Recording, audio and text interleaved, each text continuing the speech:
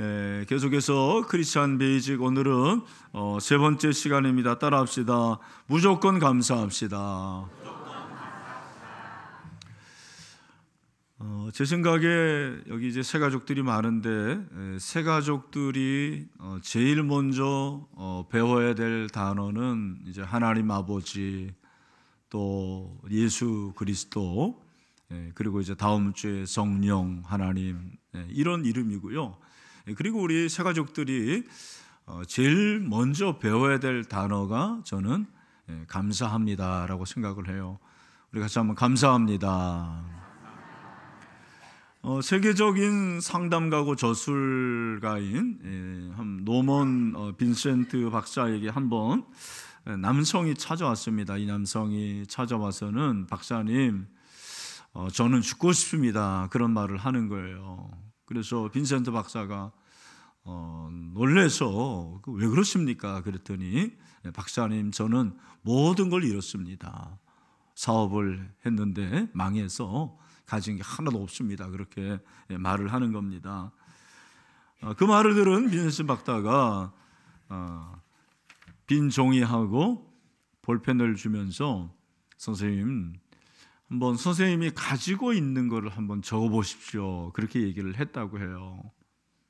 이분이 이제 펜을 가지고 종이에 적어가는데 사업이 망해서 돈은 없지만 집안에는 사랑하는 아내와 딸들이 있는 거예요. 그래서 아내 이름을 적고 딸들의 이름을 적었습니다.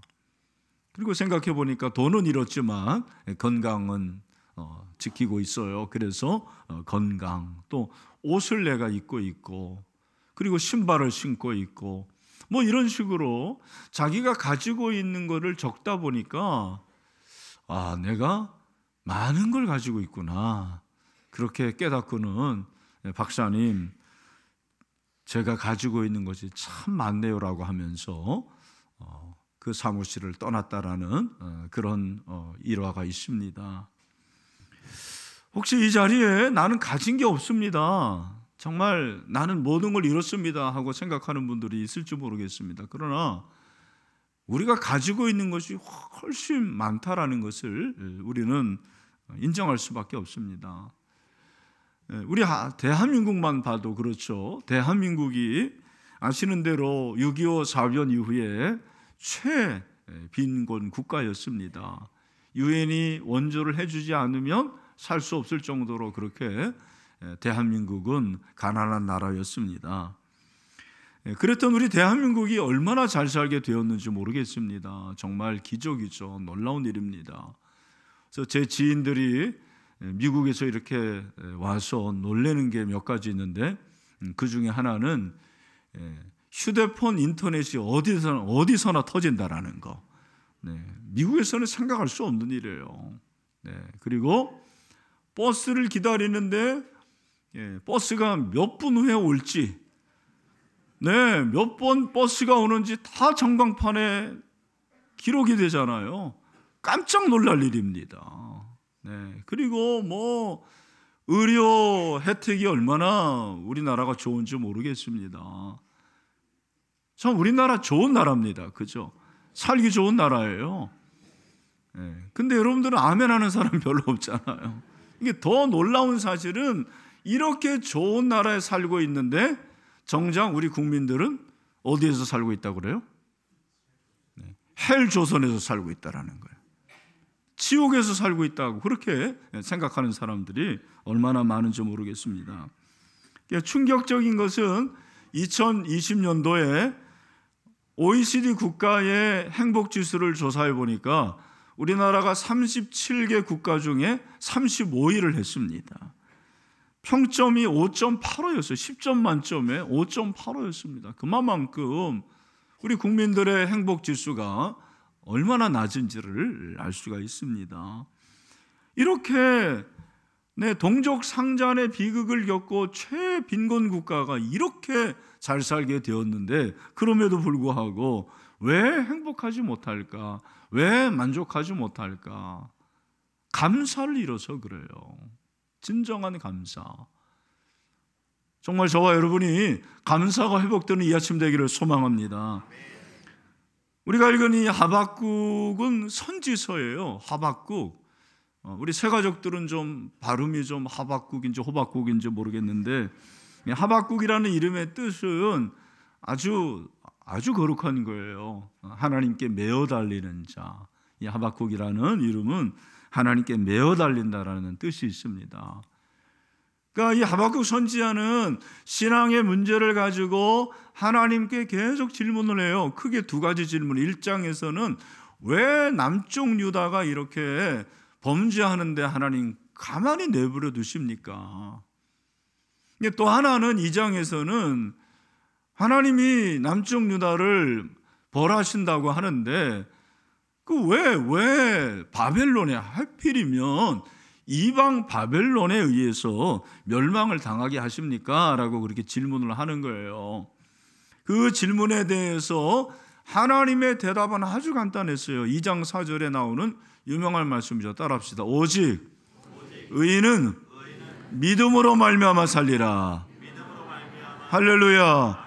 여러분, 의인은 믿음으로 말미암아 사는 자들입니다. 네, 돈으로 사는 자들이 아니고 명예와 권력, 네, 쾌락 이런 게 아니고 아무리 잘 사는 것 같으나 여러분, 악인은 멸망하고 하나님을 믿는 의인은 믿음으로 승리하게 될 줄로 믿습니다.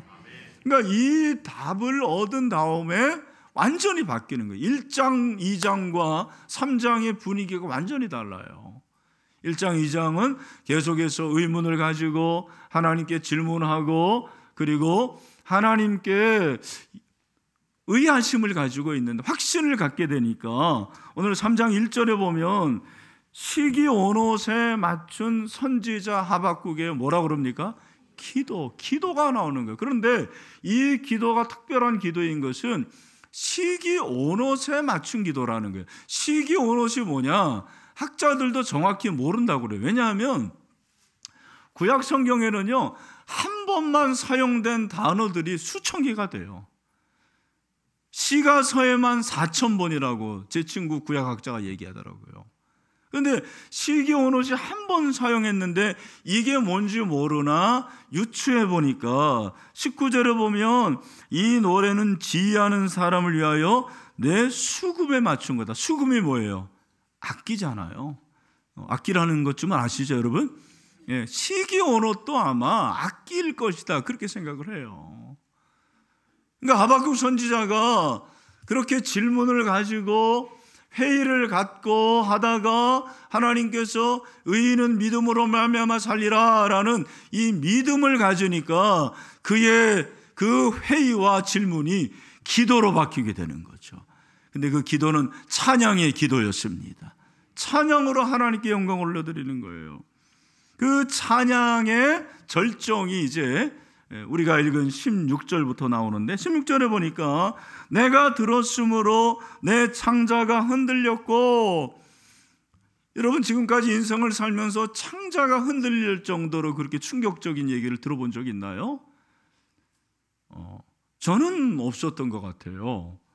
간이 절단되는 그런 마음은 몇 번 들었어요. 너무 진짜 답답하고 그래가지고 제가 간절이 뭔지를 알겠어요. 간절은 간이 절단나는 거잖아요. 알죠? 근데 창자가 흔들린 적은 없었던 것 같아요. 근데 너무 놀래가지고 창자가 흔들렸어요. 여러분 창자가 흔들리고 있습니까 지금? 창자는 움직이지만 흔들리지는 않아요. 너무 놀란 소식을 들은 거죠. 그러면서 그 목소리로 말미암아 내 입술이 떨렸다고 그랬는데 그 목소리는 하나님의 목소리고, 하나님의 목소리는 유다가 바벨론에 의해서 멸망당한다라는 소리를 듣고는 완전히 그냥 입술이 떨리는 거예요. 이렇게 떨리는 그런 것을 여러분들이 상상하시면 되겠습니다. 그러면서 무리가 우리를 치러 올라오는 환난 날을 내가 기다린다. 아니 이 사람이 매국노인가? 무슨 바벨론이 침략하는 날을 기다리나? 여기서 그 날을 기다리는 게 아니고 비록 바벨론이 쳐들어오지만 하나님께서 결국에는 70년 후에 바벨론을 멸망하게 하고 승리한다라는 하나님의 음성을 듣고 그 날을 기다리는 줄로 믿습니다. 하박국이 이렇게 그날을 기다리는 거예요. 그날을 기다리면서 하나님 앞에 지금 찬양을 하는 거죠. 하박국이 찬양하는데 여러분, 그 찬양하는 하박국이 당한 조건이나 환경은 제가 지금 말씀드린 대로 첫 번째는 조국이 지금 흔들리는 거예요. 풍전등화 언제 멸망할지 몰라요. 이런 상황 가운데서 지금 하나님을 찬양하고 있습니다. 뿐만 아니라 나라 경제가 완전히 쑥대밭이 되었어요. 17절에 보니까 비록 무화과 나무가 무성하지 못하며 포도나무에 열매가 없으며 감람나무에 소출이 없으며 밭에 먹을 것이 없으며 우리의 양이 없으며 외양간에 소가 없을지라도, 자, 여기에 없다가 몇 번 나올까요? 6번 나옵니다. 눈치 빠른 분들은 알아요. 무화과 나무가 무성하지 못하는 것은 무화과에 열매가 없다라는 것입니다. 포도나무에 열매가 없고 감람나무에 열매가 없는 거예요. 그러니까 이것은 이 세 가지 나무는 유실수인데 중동 사막지대에 사는 사람들에게는 없어서는 안 될 열매입니다. 우리는 여러분 이 지금 보시는 대로 얼마나 많은 열매가 있습니까? 그죠? 과일이 뭐 풍성합니다.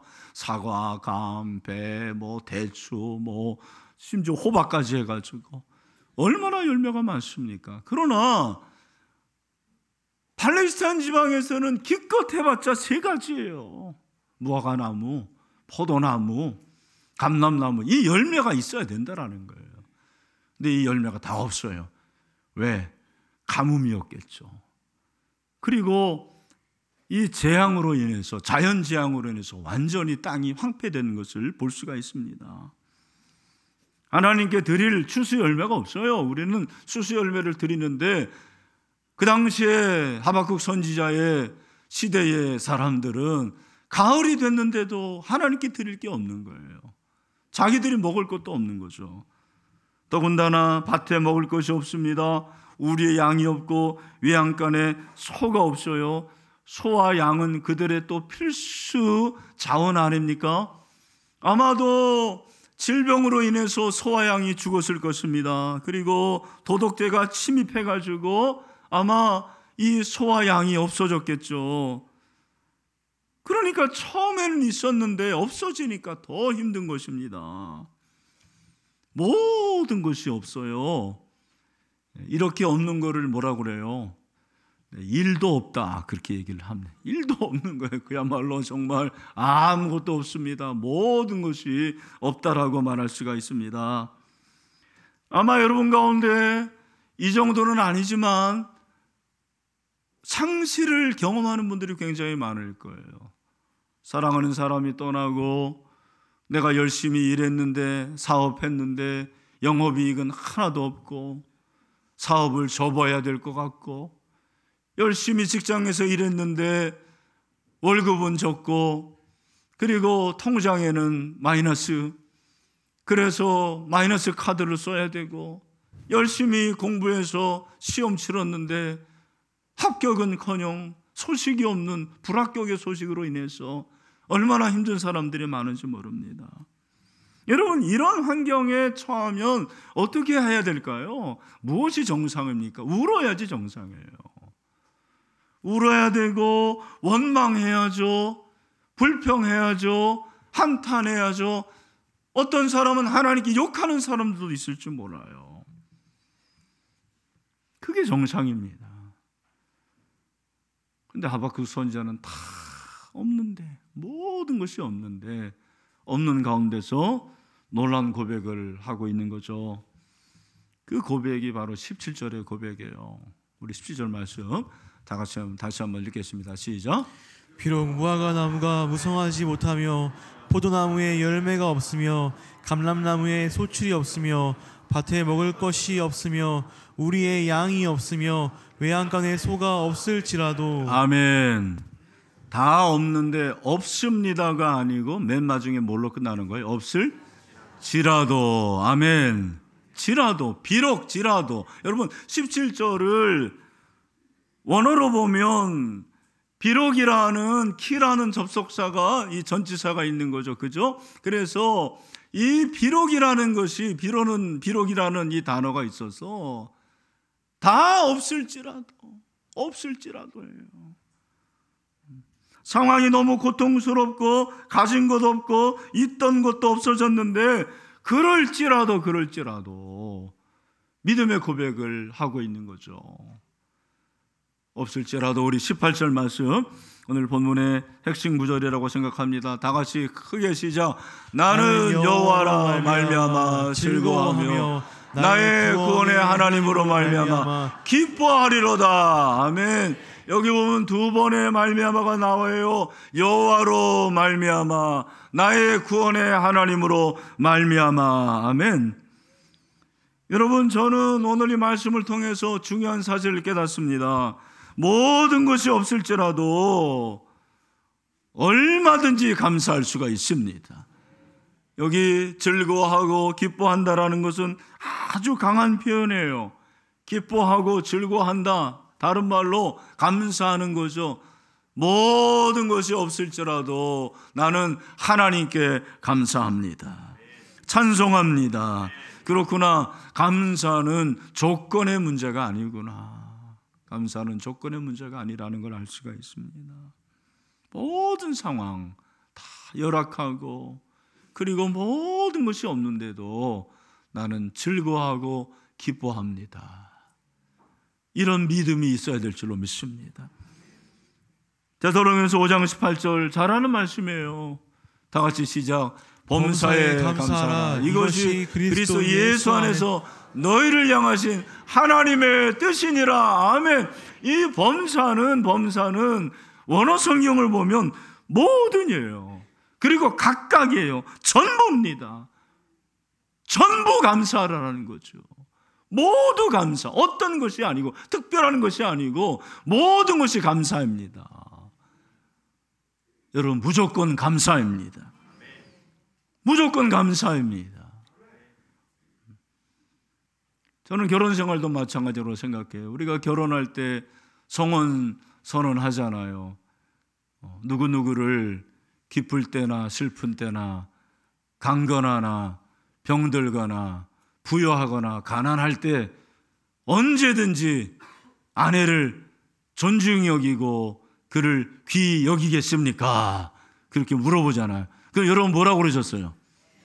네, 그랬잖아요. 근데 저는 주례를 할 때 한 가지 빼고 싶은 단어가 있어요. 그게 가난할 때예요.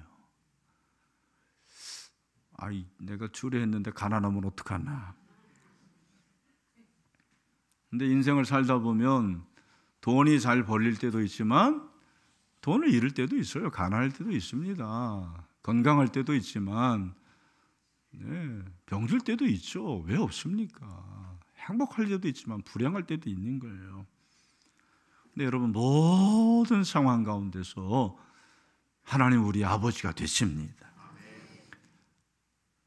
시편 50편 14절 15절에 보면 감사로 하나님께 제사를 드리며 지존하신 이에게 내 소원을 우리가 오늘 이렇게 예배하는데 우리의 예배를 감사로 드려야 됩니다. 감사. 아무리 헌금 드리고 여러분이 시간 드리고 또 여러분들이 모든 걸 다 드려도 감사가 빠지면 소용이 없는 거예요. 여러분, 감사로 드리시길 바랍니다. 근데 그 다음 구절이 저는 좀 이해가 안 될 때가 있었어요. 한번 읽어볼까요? 시작. 환난 날에 나를 부르라. 내가 너를 건지리니 내가 나를 영화롭게 하리로다. 아멘. 아니, 환난 날이 왜 나옵니까? 하나님께 감사하고 예배하는데 왜 환난 날이 나오는 거예요? 우리 세 가족들 잘 들으십시오. 네. 예수 믿어도 환난이 있다 없다? 있다. 환난이 있어요. 환난이 없는 게 아니에요. 그죠? 그런데 환난 날에 우리가 해야 할 건 뭐예요? 하나님을 부르는 것입니다. 하나님을 부르주십시오. 하나님을 찾으면 하나님께서 응답해 주신다고 그랬어요. 근데 거기까지도 이해가 하는데 왜 네가 나를 영화롭게 한다고 그래요? 아니, 환난 날이 있으면 하나님이 영화롭게 되나? 그게 아니죠. 잘 들으십시오. 여러분, 신자에게도 환난 날이 있는데 그 환난 날에 감사로 하나님 앞에 예배하고 기도하면 하나님께서 우리의 환난을 면케하시고 환난의 문제를 해결해 주십니다. 그리고 그걸 통해서 나도 영화롭게 되고 하나님도 영화롭게 되는 것입니다. 할렐루야. 여러분, 이 체험을 하시기를 바랍니다. 내가 환난 때 정말 오히려 감사하고 하나님께 기도했는데 하나님께서 나의 문제를 해결해 주실 때 내 영혼이 기뻐 뛰놉니다. 네, 즐거워합니다. 감사합니다. 이것이 신자가 가지고 있는 영광이에요. 그리고 하나님께서도 이 과정을 통해서 영광을 받으시는 줄로 믿습니다. 저는 오늘 이 본문을 통해서 세 가지의 감사가 있구나. 첫 번째, 무엇이 있다면의 감사, if의 감사예요. 내게 건강이 있다면, 돈이 있다면, 성공이 있다면, 집이 있다면, 아파트가 있다면, 차가 있다면, 이런 있다면의 감사가 있어요. 이건 누구나 하는 거예요. 동물이 아니면 인간은 다 할 수 있는 감사예요. 두 번째부터 어려운 거예요. 있지 않아도의 감사, 없어도의 감사. if not. 나에게 건강이 없는데도 감사한 거예요. 집이 없어도 감사해요. 직장을 잃어도 감사하고, 없는데 감사한 거예요. 없는데 감사. 여러분, 이 감사가 회복돼야 됩니다. 근데 세 번째는 진짜 어려운데, 뭐뭐에도 불구하고, 그럼에도 불구하고, in spite of의 감사예요. 무엇입니까? 망했음에도 불구하고, 건강을 잃었음에도 불구하고, 실패했음에도 불구하고, 이별했음에도 불구하고, 내 뜻대로 되지 않았음에도 불구하고 하나님 감사합니다.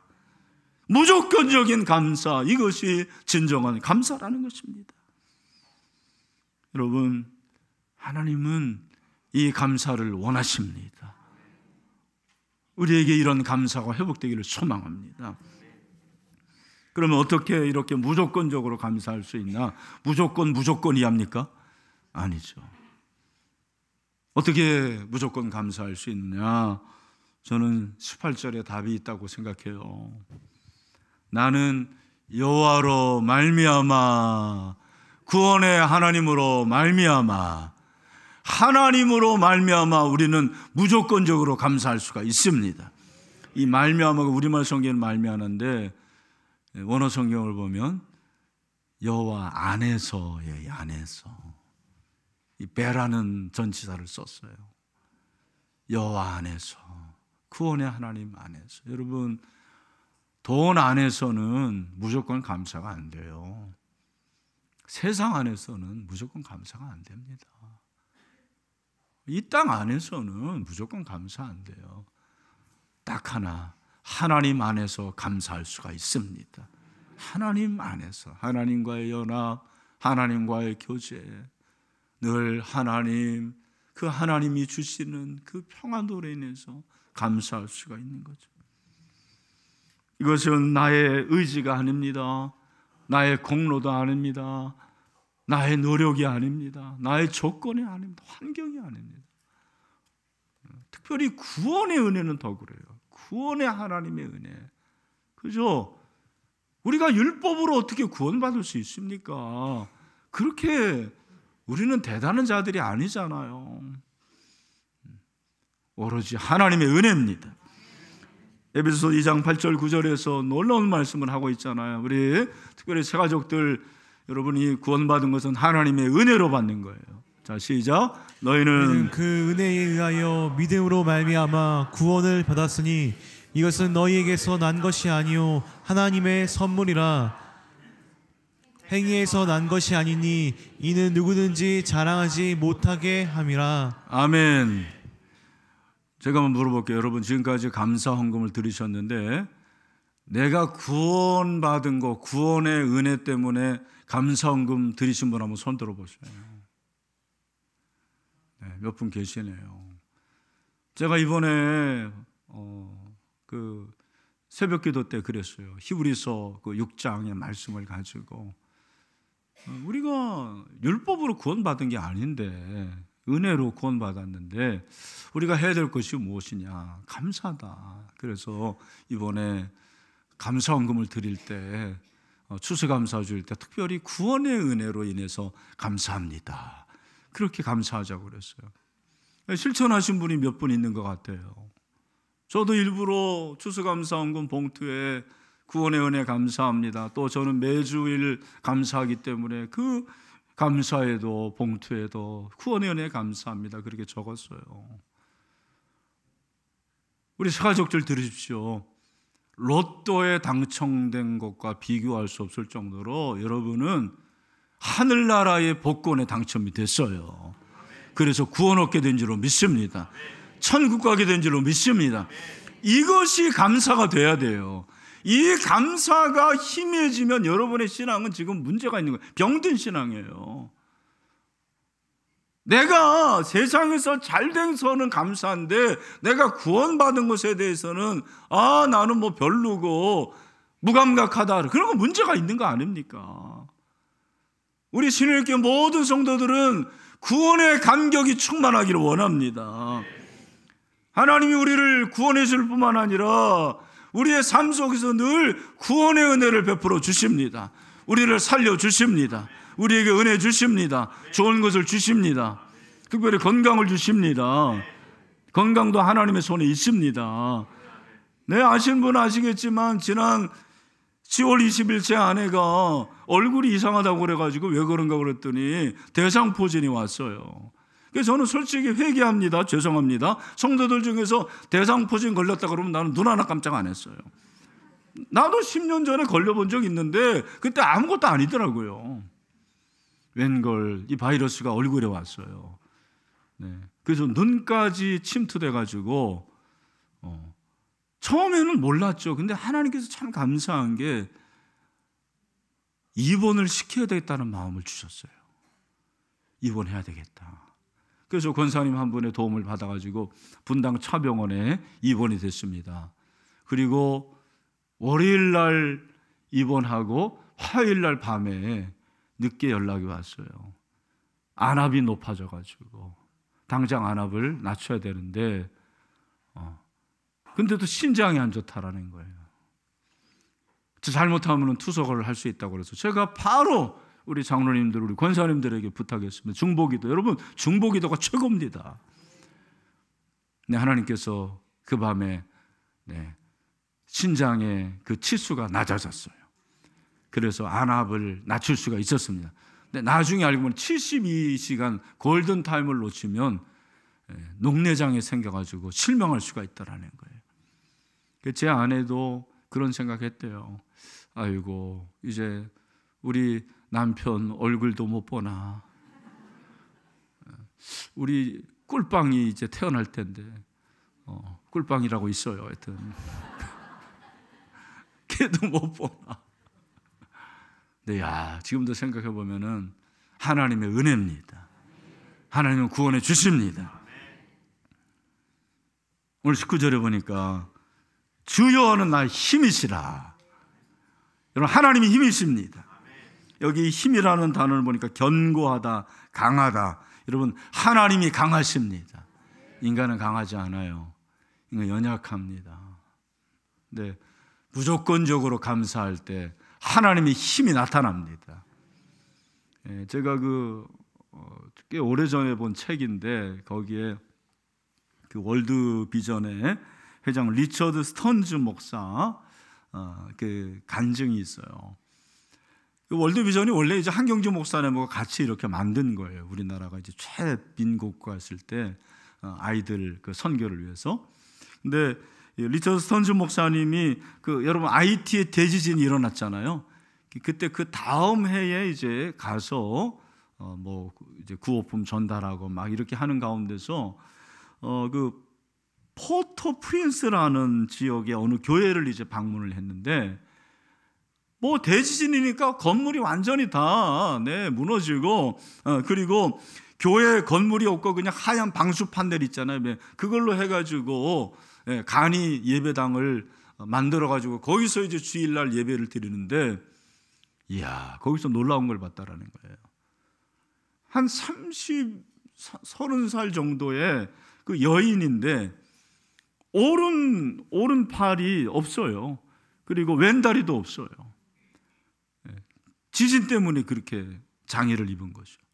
근데 이 여인이 예배를 드리고 찬양하는데 왼손을 들고, 하나밖에 없는 그 손을 들고 하나님 앞에 그렇게 예배하고 찬양하는데 너무 기쁘게 즐겁게 그렇게 예배를 드리더라는 거예요. 그게 인상적이어가지고 예배가 끝나자마자 그 여인을 찾아갔대요.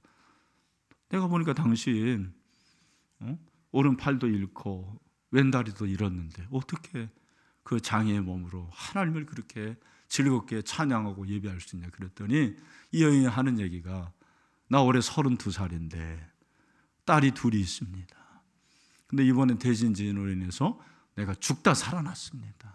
나 원래 천국 가야 되는데 하나님이 나를 구원해 주셨습니다. 더 놀라운 것은 작년 1월 12일에 예수님을 영접했습니다. 그런 거예요. 1년 전에 예수님 영접한 거예요.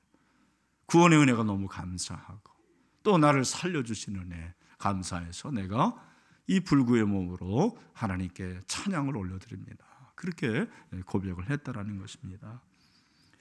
여러분, 조건에 상관없이 오늘 우리가 이 시간에 예배하고 감사할 수 있는 것이 최고의 축복인 줄로 믿습니다. 나의 나된 것은 하나님의 은혜입니다. 제가 서두에서 이제 질문을 했잖아요. 왜 대한민국이 이렇게 선진국에 진입을 했는데 왜 국민들은 행복하지 않을까? 왜 그렇다고 생각하십니까? 감사가 없어 그런 거 아닐까요? 너무 조건을 생각하는 거예요. 여러분 조건에 상관없이, 환경에 상관없이 그냥 무조건 감사하십시오. 감사합시다. 하나님이 그 감사를 받으십니다. 들으신 대로 역사하십니다. 불평하면 하나님 그걸 들으시는 거예요. 그런데 힘들고 어렵고 고통스럽고 눈물 나고 외롭지만 그래도 감사합니다. 우리 다 같이 감사합니다. 무조건 감사합니다. 우리 옆에 있는 분을 같이 합시다. 무조건 감사합시다. 네, 아멘. 그렇게 감사가 고백되는 이 아침 되기를 주님의 이름으로 축원합니다.